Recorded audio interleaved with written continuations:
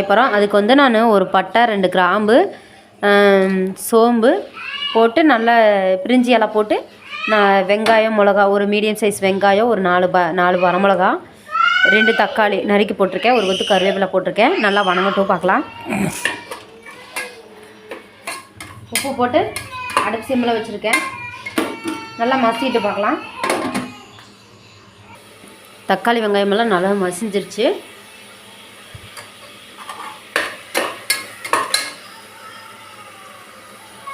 நல்லா மசிஞ்சிச்சு பாருங்கள்.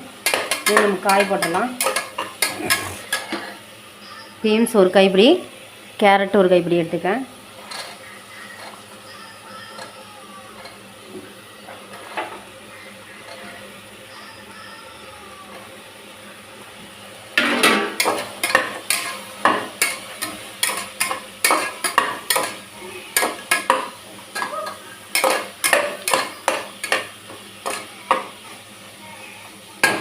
ஒரு 2 நிமிஷம் இந்த தக்காளியிலே வணங்கட்டும்.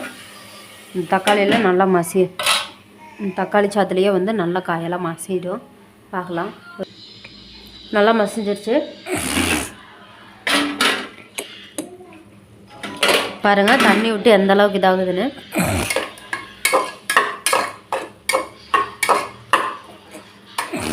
அடுப்பு சிம்லேயே தான் இருக்குது. நான் வந்து 2 டம்ளர் அரிசி எடுத்தேன், அதனால 4 டம்ளர் தண்ணி ஊற்றிருக்கேன்.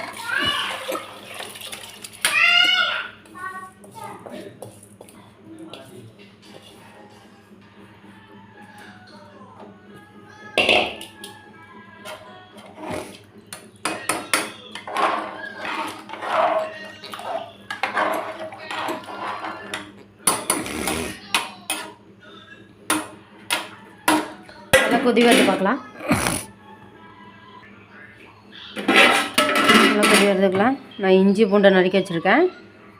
சின்ன துண்டு இஞ்சி ஒரு 3 பல்லு பூண்டு அதை தான் தட்டி வச்சுக்கிறேன். இடித்து வச்சுருக்க இடிகளெல்லாம் அதை போட்டுடலாம். வேறு எதுவும் போடல, ஏன்னா சோம்பு சீரகம் வந்து நம்ம தாளிக்கும் போதே போட்டதுனால இப்போ எதுவும் போடல. நல்லா கொதி விட்டு பார்க்கலாம்.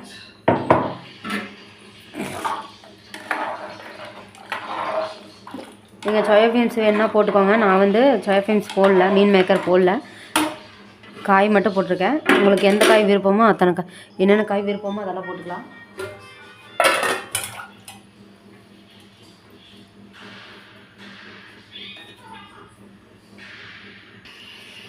நல்லா கொதியறக்க ஆரம்பிக்குது. இதில் வந்து உப்பு காரம் செக் பண்ணிக்கோங்க. இந்த ஸ்டேஜில் செக் பண்ணிக்கலாம். இப்போ வந்து நான் வந்து கொத்தமல்லி தழை புதினா தழை வந்து எடுத்திருக்கேன், அதை போட்டுடலாம். பொடியாக நறுக்கி தண்ணியில் அலசி போட்டிருக்கேன். ஒரு கைப்பிடிக்கு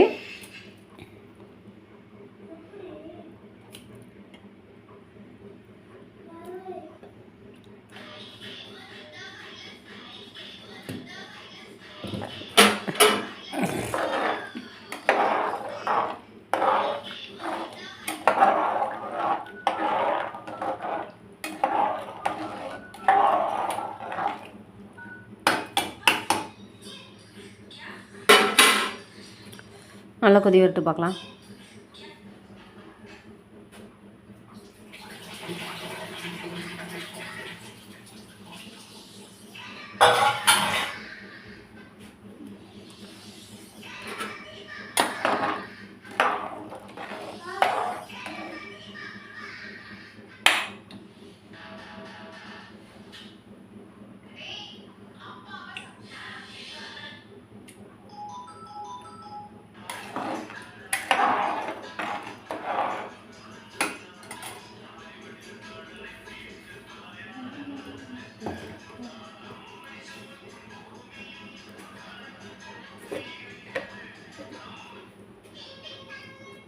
உப்பு கொஞ்சம் பத்தலை, அதனால் நான் உப்பு போட்டேன். உங்களுக்கும் பத்தலைன்னா போட்டுக்கோங்க.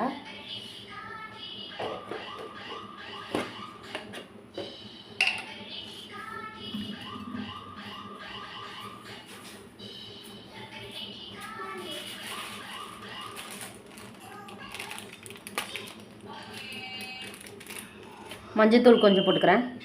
நான் கொஞ்சம் மஞ்சத்தூள் போட்டிருக்கேன்.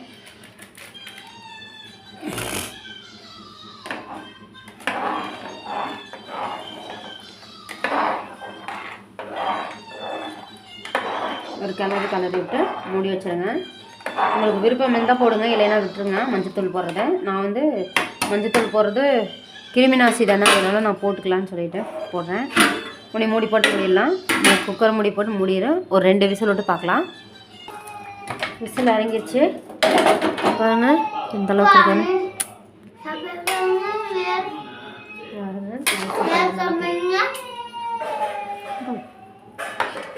பாருங்க எந்த அளவுக்கு இதாக இருக்குது.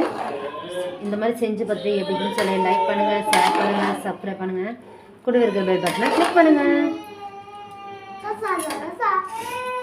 இந்த காய் சாப்பாடு எப்படி இருக்குதுன்னு பார்த்துக்கோங்க. இது போல் செஞ்சு பார்த்துட்டு எப்படின்னு சொல்லி லைக் பண்ணுங்கள், ஷேர் பண்ணுங்கள், சப்ஸ்கிரைப் பண்ணுங்கள், கூட இருக்கிற பெல் பட்டனை கிளிக் பண்ணுங்கள்.